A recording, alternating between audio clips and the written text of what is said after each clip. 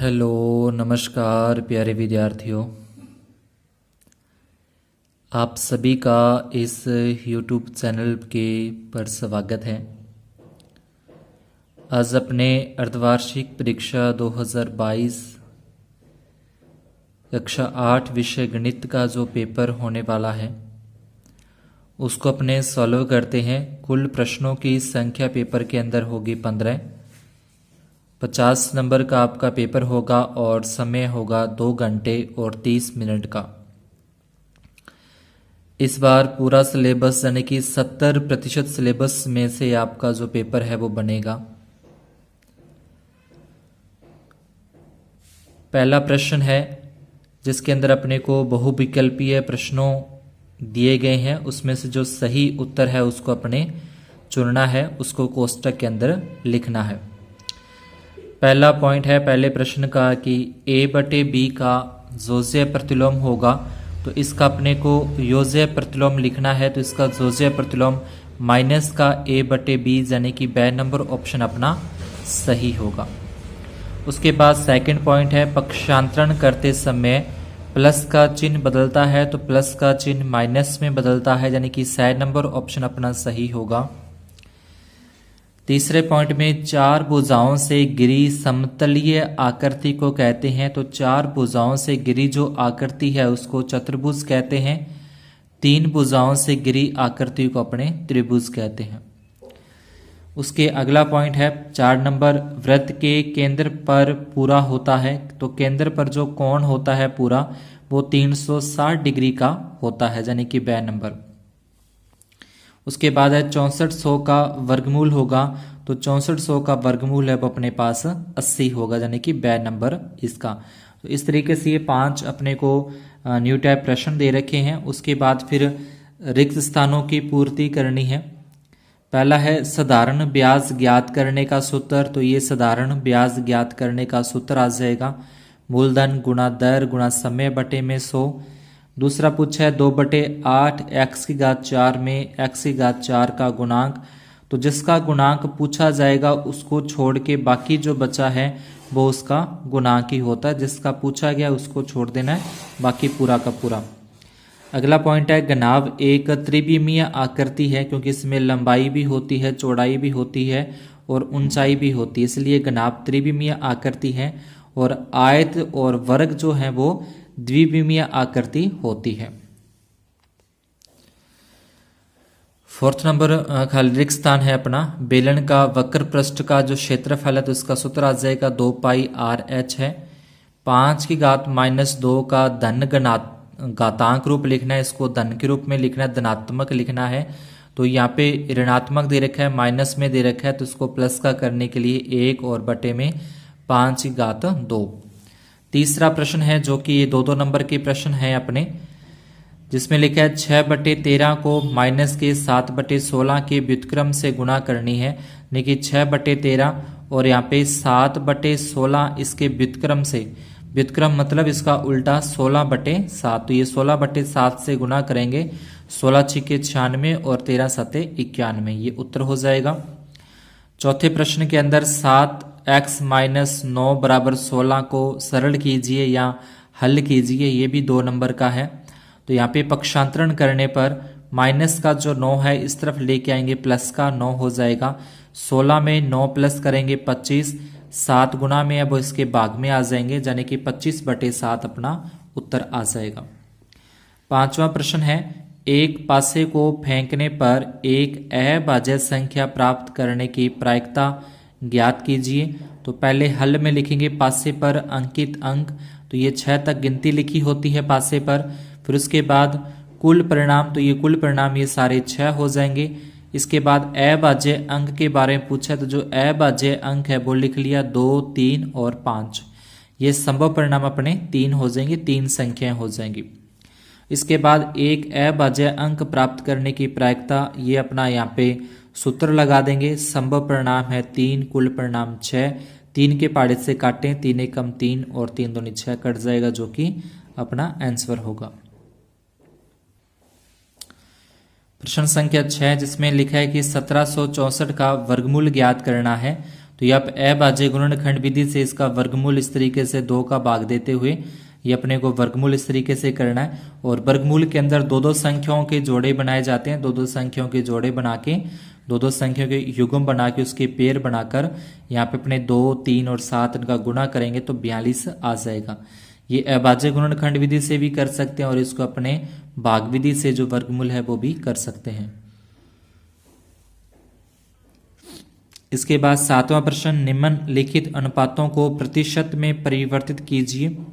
तो 3:4 और B number है 1:5। तो पहले जो अपने को अनुपात दे रखा है उस अनुपात को अपने भिन्न के रूप में चेंज करेंगे, यानी कि 3/4। अब गुणा में 100 और बटे में 100 लगा देंगे। 3 का 100 से गुणा करें 300, ये बटे में 4 और ये जो 100 है इस 100 का आ जाएगा ये प्रतिशत। तो 300 में 4 का भाग देंगे 75% आ जाएगा। इसी प्रकार से 1/5 गुना 100 लगा के इसको प्रतिशत के अंदर चेंज करेंगे तो अपना आ जाएगा ये 20%।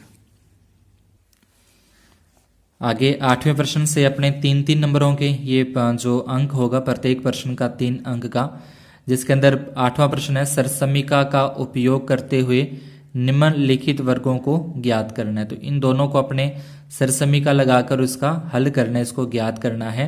तो b-7, तो ये सरसमीका आपने देखी होगी, a-b की whole square a² + b² - 2ab, यानी कि दोनों संख्याओं का वर्ग करना है और उसको फिर 2 से गुणा करनी है। b का वर्ग करने पर b² आएगा, 7 का वर्ग 49 होता है, इसका गुणा करें 2 7 14 और b, तो ये इसके बाद अपना उत्तर लिख देंगे। इसी प्रकार से इसका b नंबर है, पहले जो दोनों संख्याएं यहाँ पे दे रखी हैं इन दोनों का वर्ग करना है, इन दोनों का वर्ग करने के बाद उसको फिर 2 से गुणा करके लिख देना है। तो इनका वर्ग करेंगे तो x² y² आ जाएगा, 3 का वर्ग करने पर 9 और z², ये 2 का 3 से गुणा करें 3 दूनी 6 और x y z।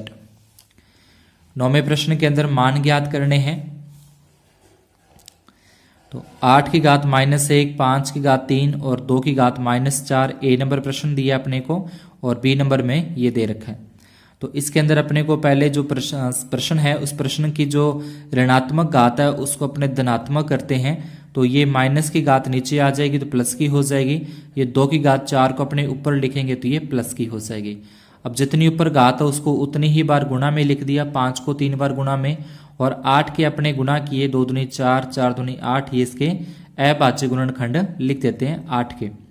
ये 2 से ये 2 कट जाएगा, फिर ये दूसरा 2 कट जाएगा, ये भी कट जाएगा। इसके बाद 5 25, 25 5 है 125, और 125 को जो बचा हुआ 2 है उसके साथ गुणा करें 250 आ जाएगा। इसी प्रकार से इसका जो बी नंबर है ये भी अपने को ऋणात्मक घात दे रखी है, ऋणात्मक घात को पहले धनात्मक करते हैं तो इसको अपने उल्टा कर देंगे, 5/8 को 8/5 और 8/5 को 5/8 और घातें उसके ऊपर धनात्मक हो जाएंगी। इसके बाद जितनी इसके ऊपर घात है उसको अलग अलग करके अपने लिखें, दोनों के ऊपर अलग अलग घात लिख दी। तो ये घात 8 के ऊपर घात 7 है और बटे में 4 है। तो जब घातें आधार समान हो और घातें बटे में हो, भाग में हो, तो वो घातें घटती हैं, माइनस होती हैं। तो 7 घात में से 4 घात घट जाएगी, 3 बचेगी, और इस 7 में से ऊपर वाले 4 घट जाएंगे तो नीचे 5 की घात 3 बचेगी। इसको 3 बार लिख के गुणा करेंगे तो उत्तर आ जाएगा 512/125। इसके बाद 10वां प्रश्न, 8 के 3 लगातार गुणजों का योग 888 है, गुणजों को ज्ञात करना है। तो इसमें लिखेंगे माना कि 8 के 3 लगातार गुणज, ये लगातार गुणज हो जाएंगे 8 के, 8x 8x+1 फिर 8x+2, तो ये तो लगातार गुणज हो गई, x और x+1 और x+2 ये लगातार गुणज के लिए लिखा जाता है। 8 के लिखना है इसलिए इनके साथ 8 से गुणा कर दिया। इनका योगफल दे रखा है 888, तो पहले ही तो 8x लिखा, इनका योगफल करना है इसलिए प्लस का निशान। 8 को x के साथ गुणा करेंगे 8x, 8 को 1 से गुणा करेंगे 8 एकम 8, फिर यहाँ पे 8x और 8 दूनी 16, योगफल करने के लिए बीच में अपने प्लस के निशान लिए हैं। अब एक 8x और 8x 16x और 8x 24x हो जाएंगे। उसके बाद ये 8 और ये 16 ये भी अपना 24 हो जाएगा। प्लस का 24 है इस तरफ लेके आएंगे तो माइनस का 24, 888 में से 24 घटा दें तो 864 बचता है, और ये 24 जो गुणा में थे वो भाग में आ जाएंगे, भाग देने पर अपने पास आ जाएगा 36।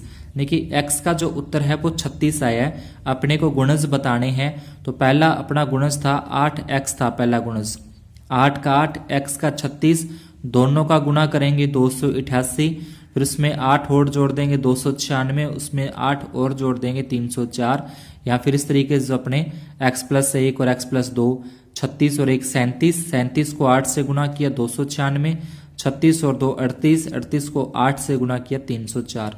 तो ये 3 लगातार गुणज आ जाएंगे।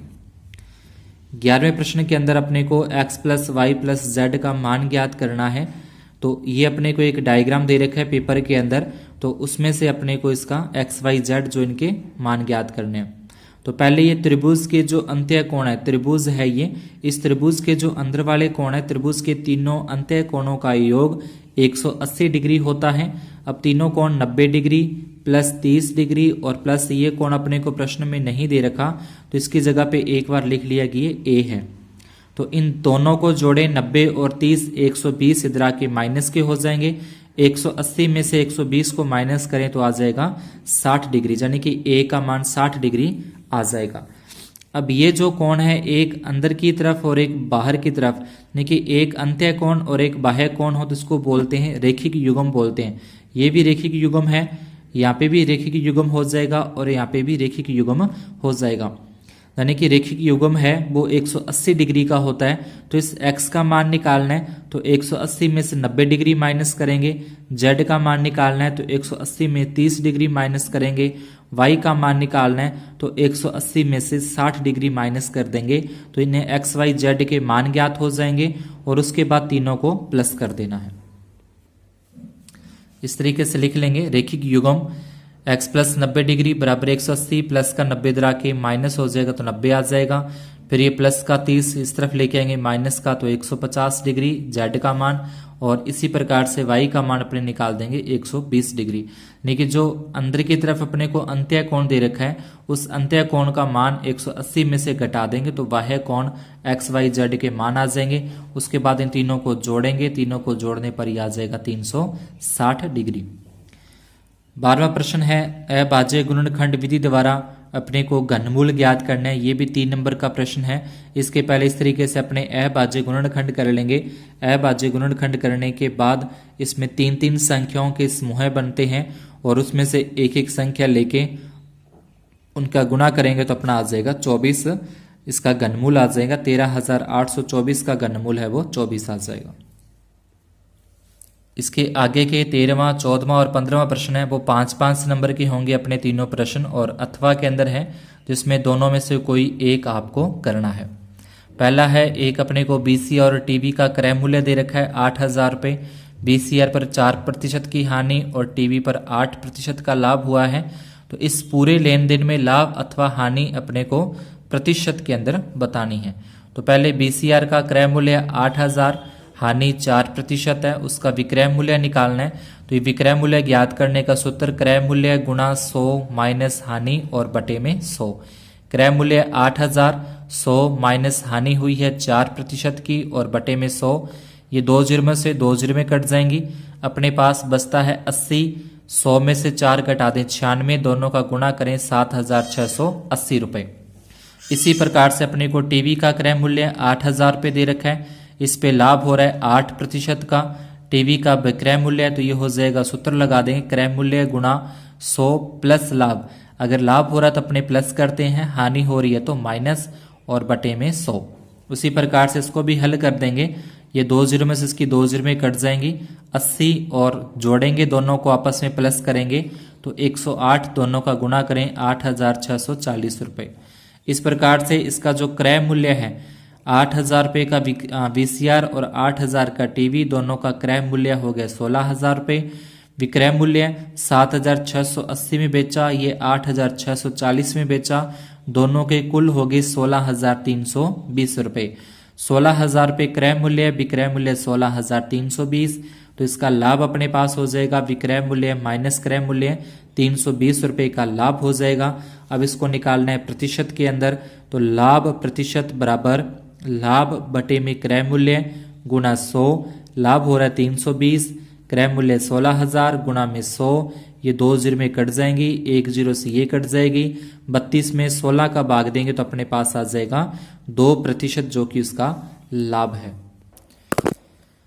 इसके बाद आप इसके अथवा वाला करना चाहो जिसमें लिख रखा है कि मैंने जमशेद से 12,000 रुपये 2 वर्ष के लिए 6% वार्षिक दर से साधारण ब्याज पर उधार लिए। यदि मैंने यह राशि 6% वार्षिक दर से चक्रवृद्धि ब्याज पर उधार ली होती तो मुझे कितनी अतिरिक्त राशि का भुगतान करना पड़ता। तो एक तो साधारण ब्याज पर और एक चक्रवृद्धि ब्याज पर। तो मूलधन दे रखा है अपने को 12,000 रुपये, दर है 6% और समय अपने को दिया है 2 वर्ष का। 2 वर्ष का साधारण ब्याज का सूत्र हो जाएगा मूलधन गुणा दर गुणा समय बटे में 100। मूलधन 12,000 गुणा दर 6% है, समय 2 और बटे में 100। ये 2 जीरो में से ये 2 जीरो में इसकी कट जाएंगी, इसका गुणा कर देंगे 120 को 12 से तो 1440 यानी कि 1,440 रुपये साधारण ब्याज के बनते हैं। इसके बाद चक्रवृद्धि ब्याज के लिए निकालें तो इसके लिए अपने को पहले मिश्रधन ज्ञात करना है। मिश्रधन बराबर मूलधन गुणा 1 प्लस दर बटे में 100 और समय। मूलधन दे रखा है 12,000 गुणा 1 प्लस दर है 6 बटे में 100 और समय 2 आ जाएगा। 12,000 100 को 1 से गुणा करें, 100 एकम 100 और 6 जोड़ दें तो 106 बटे में 100 और 106 बटे में 100। 2 वर्ष का समय है इसलिए इसको 2 बार लिखा अपने। यहाँ से 2 जीरो में से इसकी ये 2 जीरो में कट जाएंगी और तीसरी जीरो से ये भी कट जाएगी। अब 106 को 106 से गुणा करें पहले और उसके बाद उसको 12 से गुणा कर देंगे और 10 का भाग देंगे। पहले दोनों का इनका गुणा, जो आए उत्तर उसको 12 से गुणा और 10 से भाग देने पर आ जाएगा 13,483.20 रुपये। ये मिश्रधन है, इसके अंदर मूलधन और ब्याज दोनों जुड़े हुए हैं। अपने को अकेला चक्रवृद्धि ब्याज चाहिए तो मिश्रधन माइनस मूलधन कर देंगे। तो मिश्रधन में से ये मूलधन माइनस करें तो 1,483.20 रुपये। ये तो चक्रवृद्धि ब्याज आया है इतना, ये तो आया है चक्रवृद्धि ब्याज और ये अपना आया है साधारण ब्याज 1440। तो यहाँ पे अतिरिक्त रुपए जो उसको देने पड़ेंगे वो 43.20 रुपये उसको अधिक देने पड़ेंगे, अतिरिक्त राशि का भुगतान करना पड़ेगा। इसके बाद 14वां प्रश्न अपने को पेपर में दे रखा है। ये भी जो अपने क्षेत्रफल वाली प्रश्नावली है उसमें से, इसमें दिया है किसी भवन के फर्श में समचतुर्भुज के आकार की 3000 टाइलें लगी हैं फर्श के अंदर। इनमें से प्रत्येक के विकर्ण 45 सेंटीमीटर और 30 सेंटीमीटर लंबाई के हैं। 4 रुपये प्रति वर्ग मीटर की दर से इस फर्श को पॉलिश करने का व्यय ज्ञात करना है। तो पहले अपने एक टाइल का क्षेत्रफल ज्ञात करते हैं जो कि समचतुर्भुज के आकार की है, जिसका सूत्र होता है 1/2 गुणा विकर्णों का गुणनफल। 1/2 पहला विकर्ण और ये दूसरा विकर्ण, ये 2 के पाड़े से काट देंगे, 2 एकम 2 और ये 15 दूना 30, 15 और 45 का गुणा करें तो 675 सेंटीमीटर या वर्ग सेंटीमीटर एक टाइल का क्षेत्रफल आ जाएगा। उसमें टाइलें लगी हुई हैं 3000, इसलिए 3000 से गुणा करेंगे तो ये 3000 टाइलों का या पूरी फर्श का क्षेत्रफल आ जाएगा। ये सेंटीमीटर में है, लेकिन जो पॉलिश करने का व्यय दे रखा है वो मीटर में है प्रति वर्ग मीटर। तो इसको मीटर में चेंज करने के लिए अपने 10,000 का भाग देंगे तो ये आ जाएगा 202.5 वर्ग मीटर। अब इस पे 4 रुपये प्रति वर्ग मीटर की दर से फर्श को पॉलिश करने का व्यय, तो जो अपना क्षेत्रफल आया इसको 4 से गुणा कर देंगे, 810 रुपये उस पे पॉलिश करने का व्यय आ जाएगा। अथवा में इसके जिसमें दिया है कि एक बेलन की त्रिज्या व ऊंचाई क्रमशः 7 सेंटीमीटर व 14 सेंटीमीटर है, इसका वक्र पृष्ठीय क्षेत्रफल तथा आयतन ज्ञात कीजिए। तो बेलन की त्रिज्या दे रखी है 7 सेंटीमीटर, ऊंचाई दे रखी है 14 सेंटीमीटर। बेलन का वक्र पृष्ठीय क्षेत्रफल ये सूत्र लगा देंगे 2 पाई आर एच। 2 गुणा पाई का मान 22/7 गुणा आर का मान 7 गुणा एच का मान 14। 7 से 7 कटेगा, 22 को 2 से गुणा किया 44 गुणा में 14, दोनों का गुणा कर देंगे 616 सेंटीमीटर स्क्वायर इसका वक्र पृष्ठीय क्षेत्रफल आ जाएगा। इसी प्रकार से बेलन का आयतन पाई आर स्क्वायर एच, पाई का मान और ये रख देंगे तो ये 7 से 7 कट जाएगा, 22 को 7 से गुणा करें 154 गुणा 14, 154 को 14 से गुणा करने पर ये 2156 सेंटीमीटर की घात 3 या घन सेंटीमीटर आ जाएगा। क्षेत्रफल वर्ग सेंटीमीटर में होता है और आयतन है वो घन के अंदर होता है। इसके बाद नेक्स्ट अपना लास्ट क्वेश्चन है 15वां, जिसमें बोला है कि निम्नलिखित सूचना को दर्शाने वाला एक पाई चार्ट खींचिए। यह सारणी व्यक्तियों के एक समूह द्वारा पसंद किए जाने वाले रंगों को दर्शाती है। तो अपने को रंग दे रखे हैं नीला, हरा, लाल, पीला, और कितने व्यक्ति इनको पसंद करते हैं। नीले रंग को 18 व्यक्ति, हरे रंग को 9, लाल को 6 और पीले को 3।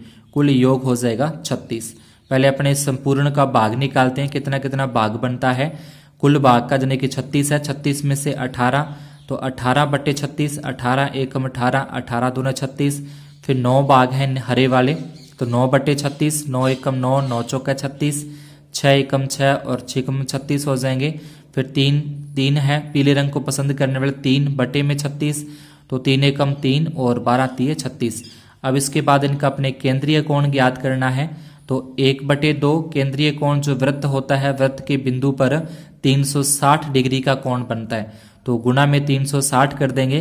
360 को 2 से भाग देंगे 180, 360 में 4 का भाग देंगे 90, 360 में 6 का भाग देंगे 60 डिग्री, 360 में 12 का भाग देंगे 30 डिग्री। तो इस तरीके से केंद्रीय कोण डिग्री के अंदर आ जाएंगे। उसके बाद अपने को एक वृत्त खींचना है, और पहले 180 डिग्री का एकदम सीधा ये पूरा का पूरा 180 डिग्री का नीले वाला भाग आ जाएगा। फिर यहाँ पे 90 डिग्री का जो हरा है, और ये 60 डिग्री का कोण बना देंगे चांदे की सहायता से लाल रंग का, और जो बच गया वो पीला 30 डिग्री का आ जाएगा। आप चाहो तो इसको अलग अलग रंगों से रंग कर सकते हो, या इसके अंदर अलग अलग डिजाइन आप बना सकते हो। इस तरीके से बना दिया, किसी में चोरस डिब्बे बना दिए, किसी में त्रिभुज बना दिए, तो इस तरीके से आप अलग अलग उसको प्रकार दे सकते हो, डिजाइन दे सकते हो। इसके अथवा के अंदर है, जिसमें बोला कि चतुर्भुज MOR की रचना कीजिए, जिसमें MO दे रखा है 6 सेंटीमीटर, OR दे रखा है 4.5 सेंटीमीटर, कोण M है 60 डिग्री, कोण O है 105 डिग्री और कोण R है 105 डिग्री। तो इनको लेते हुए अपने क्या करना है, एक चतुर्भुज की रचना करनी है। प्रकार D वगैरह से अपने को चतुर्भुज बनाना है, और उसके बाद उसका स्टेप बाय स्टेप अपने को रचना लिखनी है। तो ये था अपने कक्षा 8 अर्धवार्षिक परीक्षा 2022 का पेपर, जो कि एग्ज़ाम होने वाले, एग्ज़ाम जो आगे आने वाला उसमें आएगा। अच्छे से तैयारी करें। धन्यवाद, शुभ दिन। वीडियो अच्छा लगा हो तो लाइक ज़रूर करें और कमेंट करके ज़रूर बताएं। अभी तक जिन्होंने चैनल को सब्सक्राइब नहीं किया वो चैनल को सब्सक्राइब ज़रूर करें।